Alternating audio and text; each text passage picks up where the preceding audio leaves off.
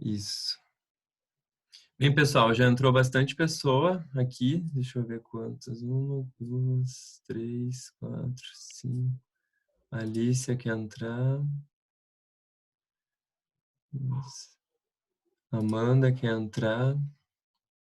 Bem, pessoal, vamos aos poucos aí. É uma novidade para mim, acredito que para vocês também, essas questões de aula online. Mas a gente vai se entendendo aos poucos. Estava falando dos exercícios que eu pedi, que eu recebi. Recebi do Vitor, do David, da Gabriele, da Maria, da Nathalie e da Larissa. Quem ainda não me mandou, pode mandar. Eu gostei bastante do que eu li. Informações novas no banco de dados dela. A recomendação é que as pessoas esperem um pouquinho. Não precisa ir até a Receita. Ai, gente, eu vou ter que mutar, tá?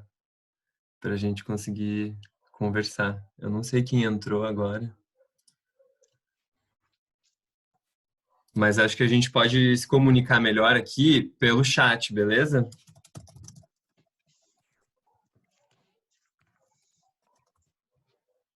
Pode ser, gente?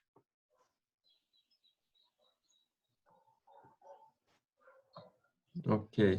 É porque às vezes o áudio fica muito alto, né, pra galera. Então, os exercícios que eu recebi, eu fiquei bem feliz. Fiquei com uma impressão boa da escrita de vocês.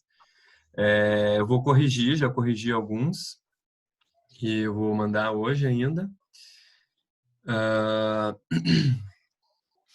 e aqui, pessoal, hoje é a nossa primeira aula, e conforme vocês viram na apostila de vocês, é sobre o surgimento da filosofia, para que serve a filosofia. Gente, eu tô meio perdida com os exercícios, não consigo ouvir. Olha, acho que tá todo mundo conseguindo ouvir. Amanda, vê se você permitiu o áudio, o microfone. Acho que tá todo mundo conseguindo ouvir. Eu mandei um exercício para vocês, uma prática de escrita por e-mail, tá? Eu posso reenviar esse exercício. Meu intuito é saber como vocês estão escrevendo e conhecer um pouco de vocês, tá? Quem não me enviou ainda, eu vou reenviar esse e-mail com as instruções. Mas por favor me enviem, porque é uma oportunidade de vocês terem o texto corrigido, tá? Bom, deixa eu me apresentar. Eu sou Alexandre, eu sou professor no Exato desde o ano passado, com as disciplinas de Filosofia e Sociologia. Eu sou formado em Ciências Sociais e atualmente eu faço mestrado na Federal, no programa de pós-graduação em Sociologia. Eu já dei aula na rede pública de ensino também, como professor de Sociologia, já dei aula na EJA, que eu gosto muito, já dei aula no ensino médio regular, para as turmas de primeiro a terceiro ano do ensino médio. Então, a aula de hoje é a filosofia. Vamos começar desde o início. Eu preparei alguns slides aqui e eu vou compartilhar a minha tela, daí para que vocês possam acompanhar os slides. E depois eu posso passar esse material para vocês também. Beleza? Deixa eu abrir aqui. Isso mesmo, Alice. Manda porque é importante. Eu gostei bastante dos textos que eu recebi.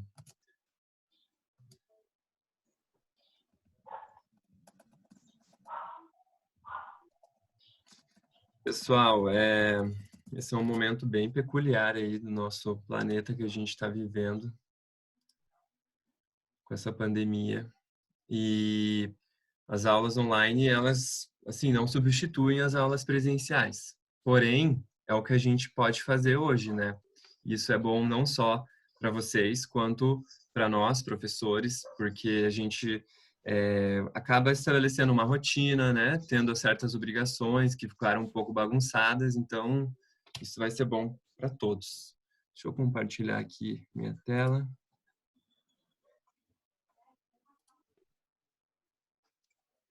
Vocês estão conseguindo ver a minha tela compartilhada, galera?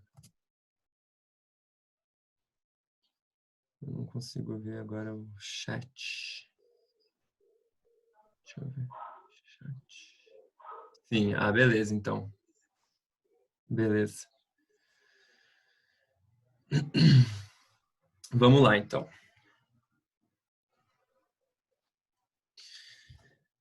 As aulas que a gente vai fazer hoje é da 1 a 4, beleza? Como você já tem no seu material aí. Bom, vamos começar falando sobre a filosofia no vestibular. A filosofia e a sociologia, elas entraram bem recentemente no vestibular da Federal. Foi em 2018.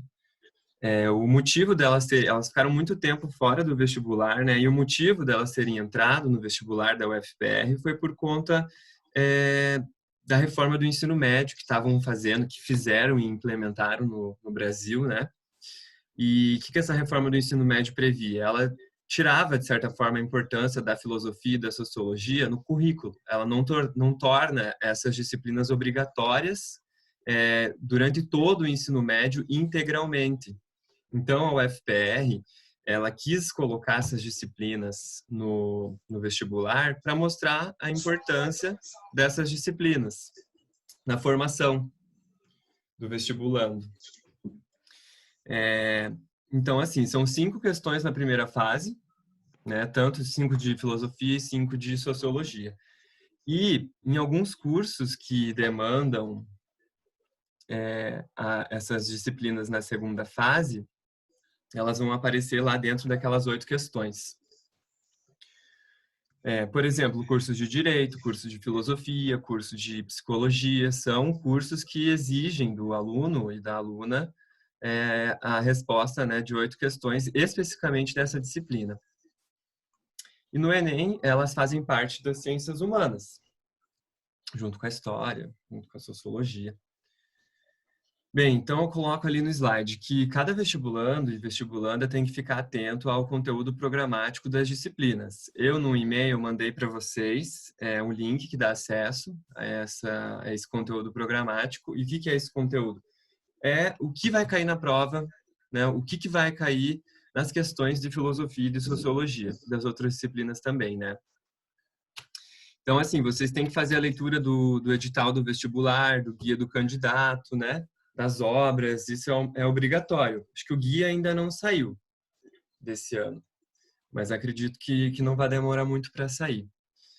Outra coisa, antes de avançar com o conteúdo, é que, por enquanto, não houve uma postergação do exame do Enem. O que isso significa? Que o calendário está mantido. Acredito que isso não vai poder acontecer mesmo, assim, o Enem não vai poder ser mantido na mesma data. Vamos ver o que o ministro da Educação vai fazer aí. Mas, né, caso seja mantido, vai prejudicar todos os alunos de escola pública, de escola particular, de cursinho. Então, eu acredito que ainda vai haver uma certa empenho aí de vários órgãos para que esse Enem seja postergado. Mas, enquanto a gente tem esse tempo para estar em casa, vamos estudar, vamos ler o que a gente pode ler já. Enfim, aproveitar esse tempo, né? Vamos dar prosseguimento aí. Bom, e aí vem uma questão importante. Como que a gente se dá bem na prova de filosofia da UFPR ou do Enem? Será que eu tenho que decorar todos os autores, nome de todos os autores, as ideias dele, as principais formas como eles fazem filosofia? Será que isso é o mais importante no vestibular da Federal e no Enem? Ou será que mais importante seria, por exemplo, entender o contexto histórico e social que aquele autor viveu e que ele produziu as suas reflexões, né? Com quais outros autores que ele dialoga? Qual que foi a sua influência, né, no período em que ele viveu? Essas últimas perguntas que eu coloquei ali é mais ou menos por onde vocês vão ter que percorrer quando vocês forem estudar filosofia, tá? Não adianta você ficar ansioso, nervoso, meu Deus, eu não sei tudo que esse filósofo falou, eu não domino todos os conceitos dele. Não é bem por aí, porque a prova do vestibular, ela não vai exigir de você tanta profundidade nos autores, ok, gente? Vocês precisam situar o autor e a discussão dele dentro do período histórico, da história da filosofia mesmo. A própria apostila de vocês, ela... Deixa eu virar aqui. A própria apostila de vocês, pessoal, essa aqui, ela já traz um período histórico, né? A gente começa lá no surgimento da sociologia e conforme vai passando, a gente vai chegar até a atualidade, tá? São 2.500 anos de filosofia. Então, assim, não é que você precisa saber o nome de todos os autores, todos os conceitos que o autor dominou. Na verdade, é como você encaixa ele nesse período histórico, como que você percebe as transformações no pensamento a partir das transformações sociais que ocorreram. Tá bom, galera? Então, e para ser bem sincero com vocês, as questões de filosofia e sociologia da UFPR, elas não são complexas. Peguem as 2 últimas provas que já estão disponíveis aí, vocês vão ver. Dando uma boa estudada, uma boa lida no material, porque esse material é muito bom mesmo, da Positivo. Com essa lida, já dá para a gente responder tranquilamente as questões. Tá bom, pessoal? Deixa eu voltar para dividir a tela. Share. Isso.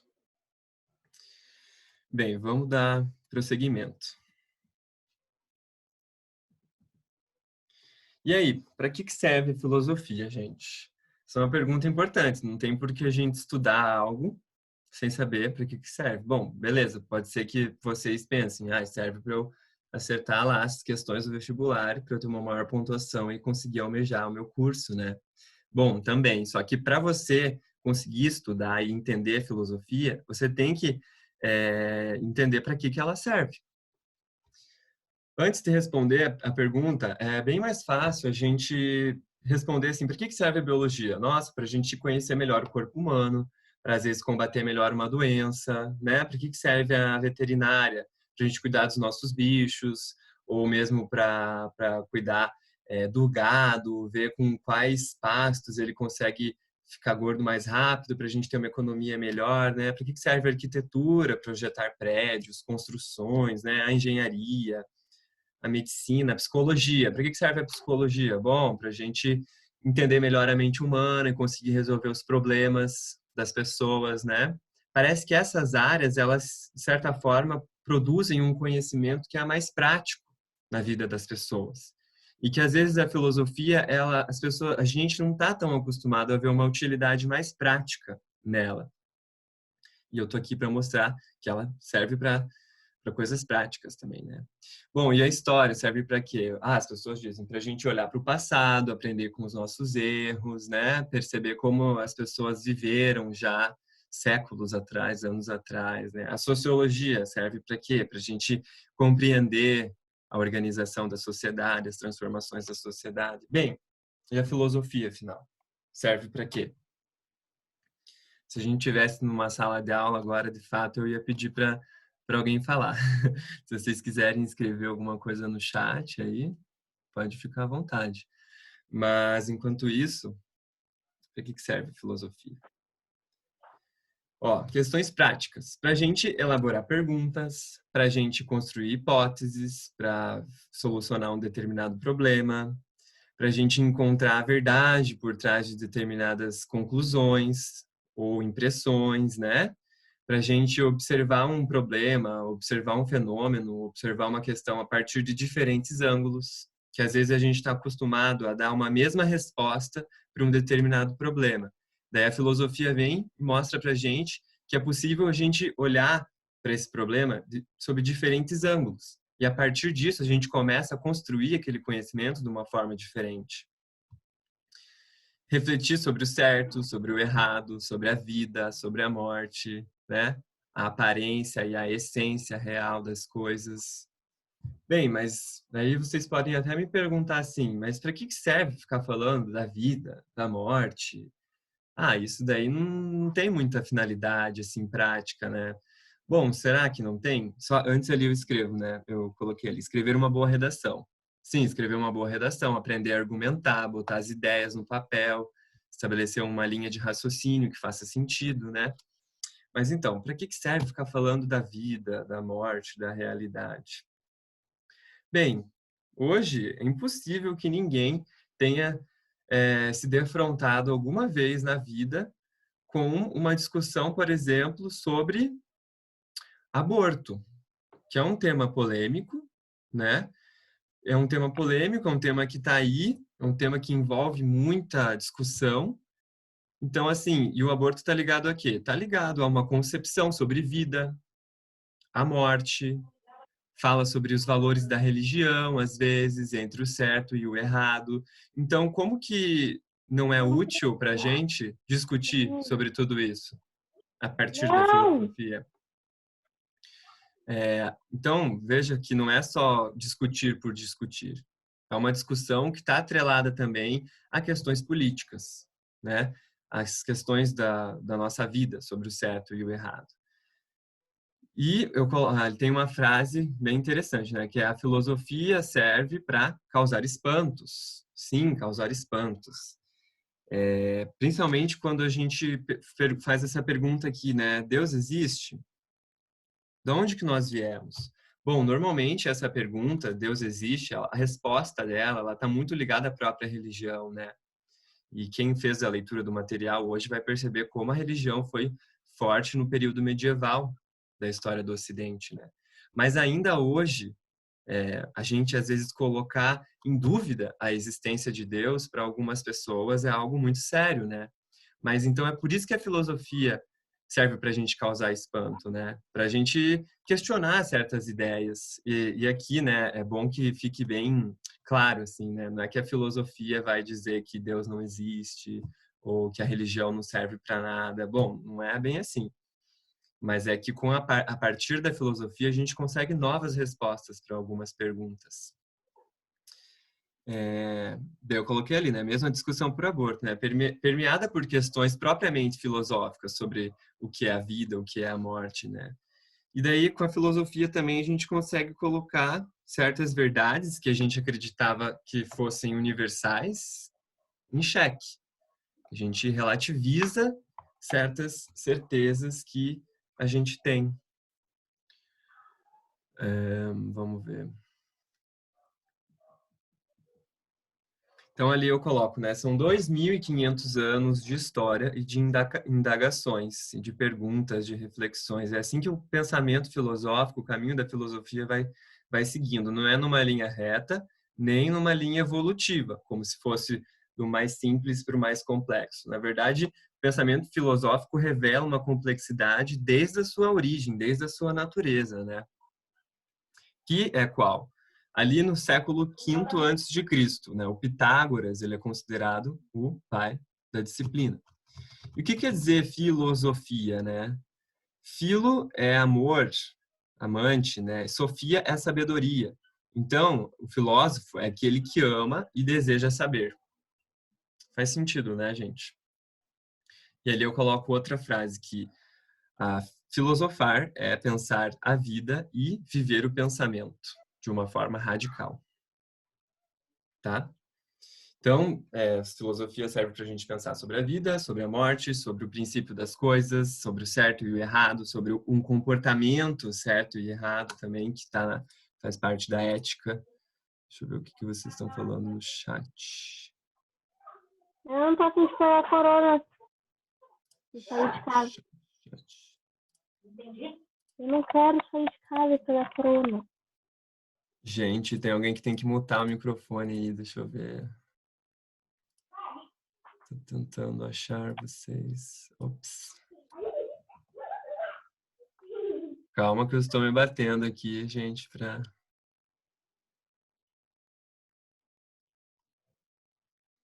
Aí. Pronto. Filosofia serve para pensar, isso mesmo. Pensar a vida e viver o pensamento de forma radical. Vamos voltar lá para os slides.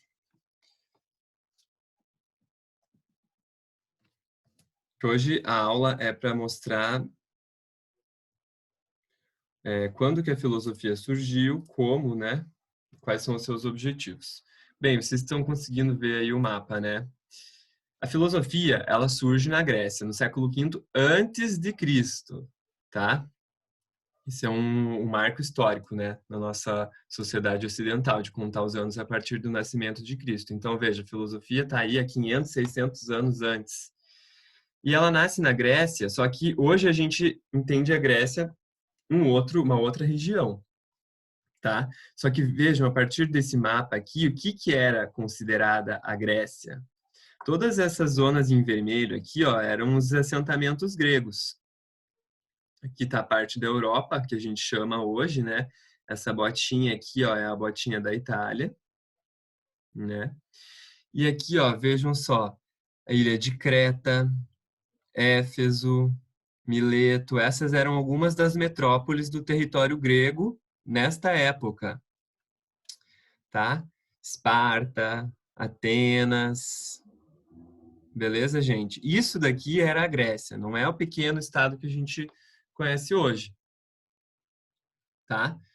E aí o livro coloca lá, né, por que que a filosofia foi surgir na Grécia. Deixa eu baixar aqui.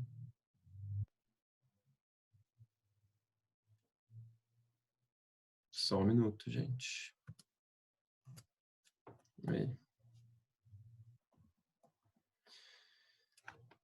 Porque nesse período, essa população que vivia fazia intensas trocas comerciais, e por conta deles fazerem guerras, eles acabaram tendo contato com muitas pessoas do Oriente Médio também. São muitas culturas, são muitas formas de conhecimento. E aí ele dá três razões para a filosofia ter surgido na Grécia. A primeira é por motivos religiosos, que os deuses gregos eram bastante próximos aos humanos, tanto de uma forma sentimental quanto carnal. Bom, sentimental porque às vezes os sentimentos que os gregos sentiam naquele momento, eles atribuíam o sentimento a um deus.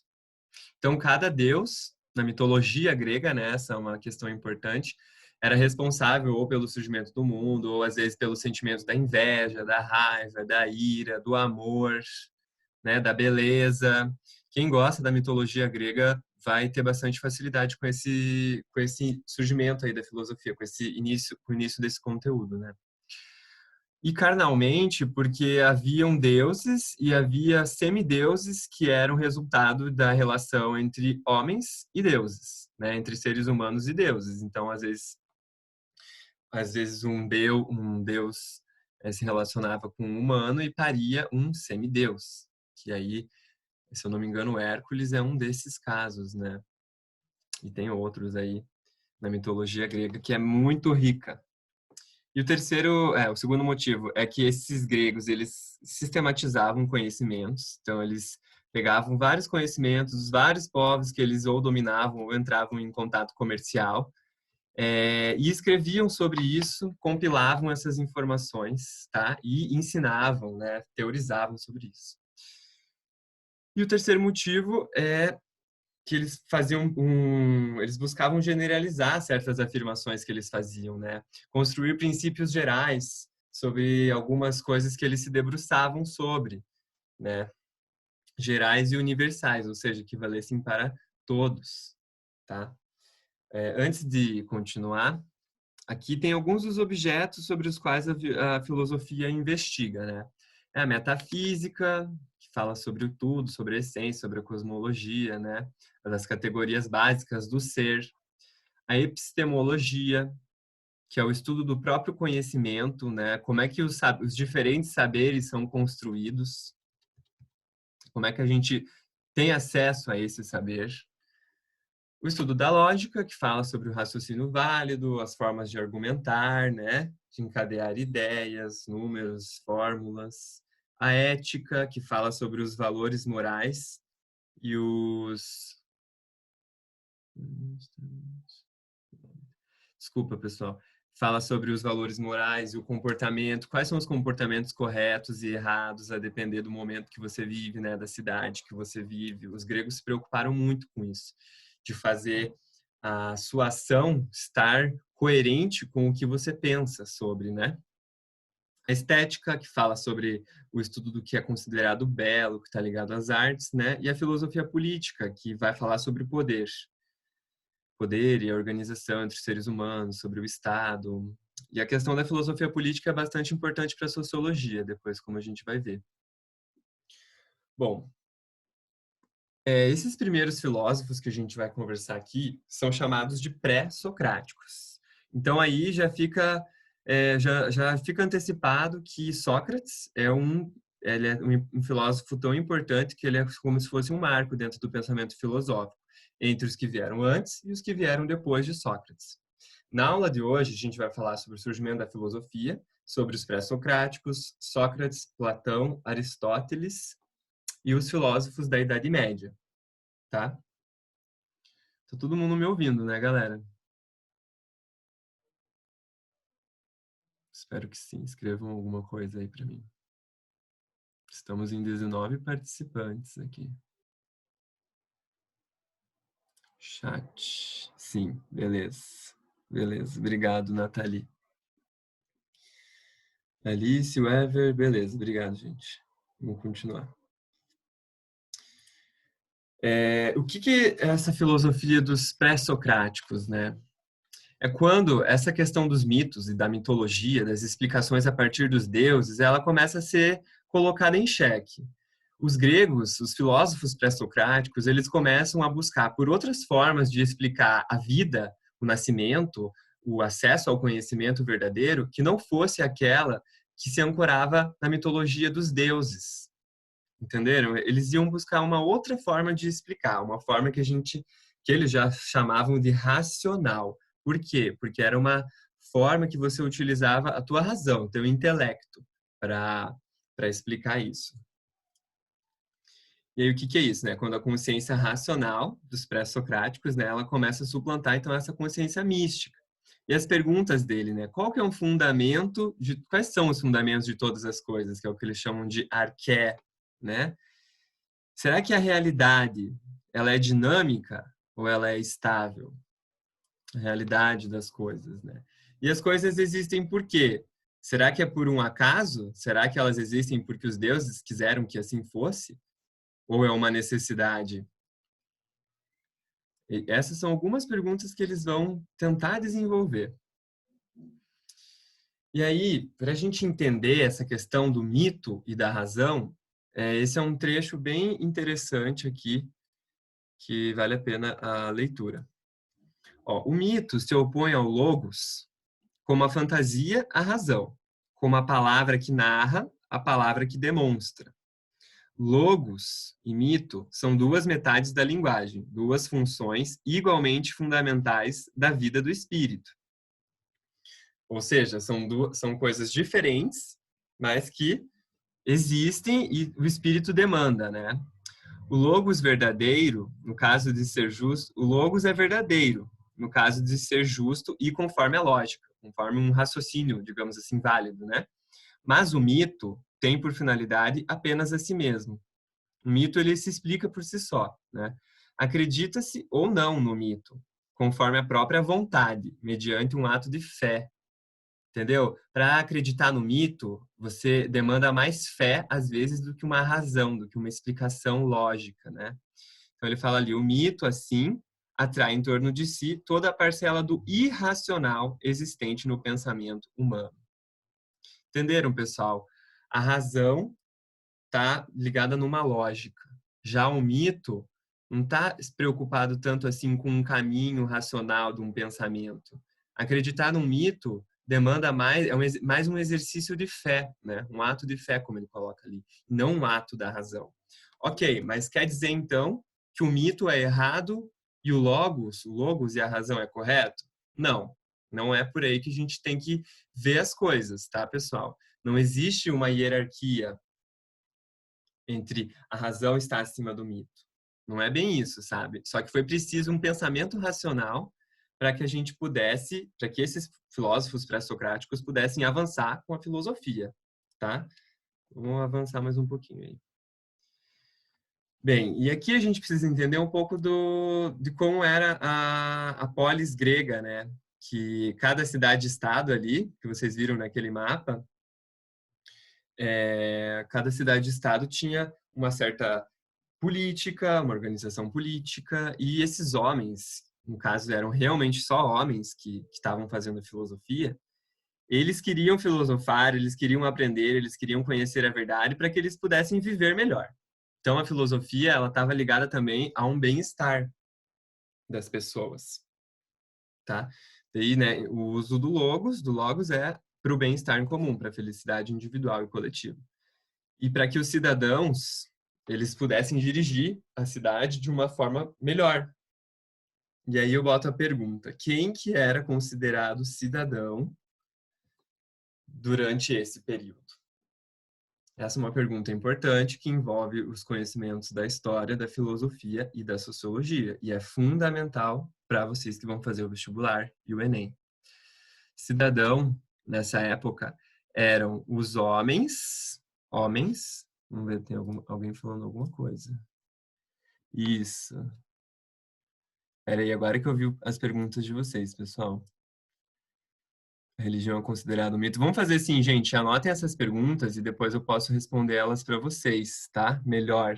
Sim, a Gabriela colocou ali, homens 21 anos e que eram livres. Exatamente. Ou seja, essa sociedade era uma sociedade que o trabalho era escravo. Então, assim, as pessoas que eram os escravos, eles eram normalmente conquistados de outros territórios que trabalhavam, né, de graça ali para os gregos. E eles não tinham o direito de fazer política, de filosofar, eles só trabalhavam. Então, assim, eram os homens livres com mais de 21 anos que podiam fazer filosofia. Isso, filhos de pais nascidos na cidade, isso. No caso de Atenas, é isso mesmo. Porque os imigrantes também eram muitos nessa época de intensas trocas comerciais, né? Então, assim, às vezes você estava ali em Atenas, mas você não era de Atenas, então você não podia fazer política, você não podia definir os rumos da polis, né? Tá. Vamos dar uma avançada. O que esses filósofos pré-socráticos estavam buscando? Eles queriam conhecer a arqué, né? Que é esse princípio da existência que está por trás de tudo, né? E o Mileto é um desses pré-socráticos e ele buscava responder a pergunta: do que é feito o cosmos, né? Ele dizia que por trás de todas as coisas deve existir um princípio. E esse princípio, ele tem que ser racionalmente identificado. Como assim racionalmente identificado? Porque ele não pode ter uma explicação mítica, né, religiosa, como alguém colocou ali, né? Se a religião está envolvida com os mitos. Sim, mais ou menos. Podemos dizer que ela tem uma relação bem próxima. Então, do que é esse princípio da existência, né? Qual que é a origem de tudo? E o Mileto, ele vai dizer que ele vai olhar para o elemento da água para explicar o nascimento de tudo e o surgimento de tudo, né? Esses pré-socráticos, eles estudavam, né, os elementos e eles atribuíram uma grande importância a eles. Então, o Tales, né, para o Tales, tudo envolve água. Então, a água, para ele, é a origem de todas as coisas. Veja, esses filósofos estão preocupados com o quê? Em buscar a origem de todas as coisas. E essa teoria cosmológica que está na apostila, né, é a explicação da origem do cosmos, da origem do cosmos, né, de toda a nossa vida, de todas as nossas, do próprio planeta Terra, das estrelas, que os gregos estudavam muito também. E ele queria explicar a origem dos cosmos desligada da religião ou do pensamento mítico. Então ele atribuiu a água como o arqué. O que é esse arqué? É o princípio substancial.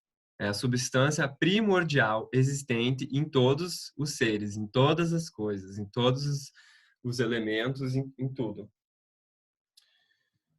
Mas só que ele foi um dos pré-socráticos, né? Esse Anaximandro foi um discípulo de Tales e ele também observava o mundo natural e também queria explicar a origem desse mundo natural não pela via dos mitos, mas pela via da razão. Então, só que para ele era impossível a gente dizer que um elemento, as coisas vêm de um único elemento. Ele dizia, então, que a arqué, ela transcende os limites do observável, né? Então aí começa uma distinção bem interessante que vai acompanhar a filosofia aí pelos próximos séculos, que diz respeito a quê? Será que aquilo que a gente vê, os nossos sentidos, aquilo que a gente vê com os nossos olhos, escuta com os nossos ouvidos, que a gente sente o cheiro com o nosso nariz, será que essas impressões, elas são verdadeiras? Será que é a partir delas que a gente chega à essência das coisas? Ou será que os nossos sentidos podem nos enganar? Então, essa é uma das reflexões que esses filósofos estão fazendo, né? E esse Anaximandro, ele vai dizer que não dá para a gente dizer que a arqué, o princípio básico de tudo, é um elemento. Porque esse princípio, ele transcende os limites do observável, né? Ele existe, mas ele não está numa realidade que possa ser alcançada pelos nossos sentidos. E aí, o que ele define, né, como essa arqué? É como o apeiron, que é o indeterminado, o infinito no tempo. Vejam, essas ideias, elas são um pouco abstratas, é claro. Deixa eu voltar aqui para minha câmera. Elas são um pouco abstratas, elas demandam um certo nível de raciocínio que é exigente, mas só que aquilo que eu falei para vocês, pessoal, não é que vocês precisam explicar exatamente o pensamento e o raciocínio desses filósofos. Vocês têm que incluir eles numa linha do tempo histórica do pensamento da filosofia, tá? Então, assim, pensou nos pré-socráticos? É a origem de todas as coisas, é o princípio básico de tudo, tá? Vocês não precisam explicar exatamente o que eles queriam dizer com isso, tá? Mas daí, voltando lá para o Anaximandro, o cosmo era como algo dinâmico, né? Que tem origem e fim no apeiron, que é infinito. Tá, vamos voltar. Deixa eu compartilhar novamente a minha tela. Share screen. Ó, aí vem outro pré-socrático, o Anaxímenes, que ao contrário do Tales, do Mileto, aliás, né, Tales de Mileto, que dizia que era a água, o Anaxímenes fala que é o ar, o princípio de todas as coisas. Então, mais uma vez, ele até volta para a questão dos sentidos. Primordial não poderia ser um elemento situado fora dos limites da observação e da experiência do sensível. Então, ele se contrapõe, de certa forma, ao Anaximandro.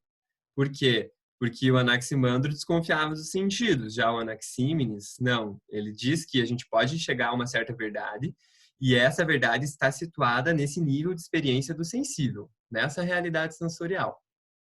Então, aqui é importante que a gente já entenda que existem dois níveis, né? Uma realidade empírica, do real, do concreto, dos sentidos, e outra realidade do pensamento. Isso vai ficar mais claro depois com Platão. Bom, tem mais um pré-socrático, que é o Pitágoras, e aí o Pitágoras dizia, né, que todas as coisas são números. Ele tocava música, estudava música, não só ele, como muitos outros, né, filósofos, que as artes não estavam situadas do raciocínio lógico, filosófico, né, pelo contrário, uma coisa se relacionava muito fortemente com a outra. E aí o Pitágoras, ele via nos números algo perfeito. E ele chegou a essa conclusão a partir das harmonias de acordes musicais. E ele conseguiu perceber uma certa aritmética nesses acordes, e aí ele transpôs essa perfeição numérica da música para a própria natureza. Então ele dizia que tudo era número, toda a natureza é número. Então o que é arqué para o Pitágoras, né? O que é essa arqué, essa substância primordial, o princípio de tudo? É a própria estrutura numérica da realidade. Ele achava que era possível ler, interpretar, analisar a realidade a partir dos números, por conta dos números para ele serem considerados como algo perfeito, né?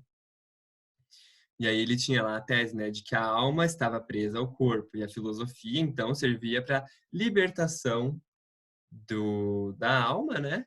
E a elevação das virtudes. Essa questão de alma, de corpo, isso vai tá presente em toda a filosofia aí, como a gente vai ver. Agora 20 minutos, beleza. Tem o Heráclito, que que também foi um pré-socrático. Ele dizia que a realidade é comum aos seres, né? A forma como a gente vive, as relações que a gente estabelece, né? Essa realidade é comum a todos. Porém, a natureza dessa realidade não pode ser apreendida simplesmente pelos sentidos. Ela demanda algo a mais, que vai ser justamente o raciocínio lógico, filosófico, que é feito a partir da razão, né? E essa metafísica, né, ela é além de algo material e do físico, é aquilo que está por trás. Digamos assim, a essência de um determinado fenômeno ou de uma coisa. Isso é a metafísica, né? Meta é que está além, algo que está além do material e do físico. E o Heráclito é famoso por aquela frase: o ser não é mais nada que o vir a ser, do devir, e que uma pessoa que passa por um rio, né, ela nunca vai, pelo mesmo rio, o rio nunca vai ser o mesmo, nem a pessoa vai ser a mesma. O que ele quer dizer com isso? Que as coisas estão em constante transformação. A realidade, ela está em constante transformação, e a realidade é exatamente esse devir, esse vir a ser.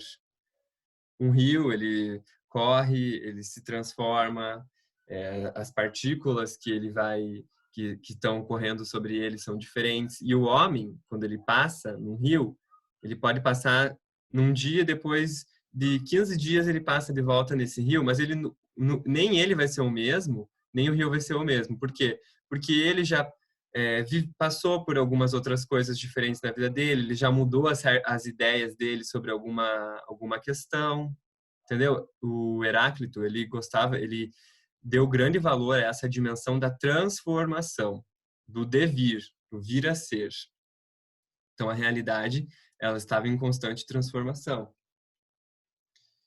É legal lembrar daquela música do Lulu Santos, aquela Como uma Onda.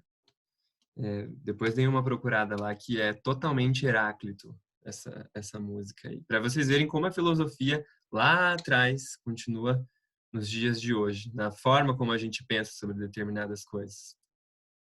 Tá, vamos dar prosseguimento aí. Parmênides, que pensar e ser é a mesma coisa. Bom, esses autores eu coloquei aqui, mas digamos que tem um resumo deles aí no final, que é encontrar o princípio original das coisas. Tá, eu vou dar uma passada rapidinho nesse. Aqui, ó, resumo. Resumo dos pré-socráticos. Isso é o que vocês têm que saber, tá, pessoal? O que eles queriam? Colocar a razão na frente para compreender a explicação do mundo. Na frente do quê? Na frente das explicações míticas.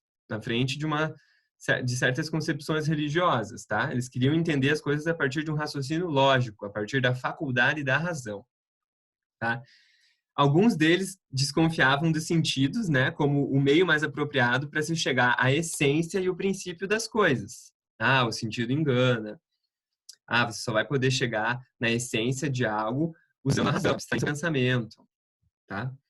E aí, o que eles buscavam, né? Será que essa realidade é estática ou ela está em transformação? Eles também deram um grande passo para falar sobre uma realidade que é palpável, que é material, que é física, que é apreendida a partir dos sentidos, e outra realidade, que é uma realidade racional, que é uma realidade do mundo das ideias, é uma realidade pensada, né? Aquela realidade do pensamento mesmo. Então, eles queriam buscar arqué, né, o princípio de todas as coisas, a partir da razão e do pensamento. Tá, pessoal? Essa foi a aula número 1. Já deu aí uns 40 minutos, né? Mas acho que a gente pode ir prosseguindo, que a gente vai até a aula 4. Tem os exercícios aqui, pessoal, nesse slide, e eles são os principais exercícios que eu anotei, tá? Vocês podem fazer, e aí depois a gente vai marcar um horário ainda para eu responder certas dúvidas de vocês, tá? Vamos para a aula 2. Eu espero que esteja tudo bem, gente. Eu sei que essa questão do online, a gente tem que fazer certas adaptações aí, né? Uma aula presencial é outra coisa. A gente dá aquela pausa, pergunta se vocês estão entendendo, estão acompanhando. mas eu espero que esteja tudo certo. Qualquer coisa vocês anotem as suas dúvidas e me mandem, que eu vou responder todas elas, beleza? Eu até queria fazer um exercício com vocês. Deixa eu botar aqui na minha... Eu até queria fazer um exercício com vocês, mas eu acredito que não vai dar tanto tempo, tá? Senão vai ficar um vídeo muito longo. Mas, como eu falei para vocês já no e-mail, eu vou marcar uma data, um horário, nessa semana ainda, para vocês conversarem comigo, pode ser por essa plataforma mesmo, e aí eu respondo as perguntas, tá bom, gente? Vamos para a aula 2. Entendeu? Assim, ó, o importante dos pré-socráticos, passar de um pensamento mítico, religioso, para um pensamento racional, filosófico, tá? Buscar o princípio das coisas, e muitos deles entenderam que esse princípio ou estaria num único elemento, outros entenderam que esse princípio estaria na eterna transformação das coisas, no vir a ser, né? Tá. Agora eu vou compartilhar de volta a minha tela com vocês. Tá tudo certo, gente? Me deem um oi aí. Só que vai ter uma questão, gente, que quando eu chegar a uns 50 minutos de aula, eu vou encerrar esse vídeo e vou abrir um novo, para que o vídeo não fique tão pesado na hora de eu carregar. Acho que na verdade, eu acho que eu posso fazer isso por aqui mesmo.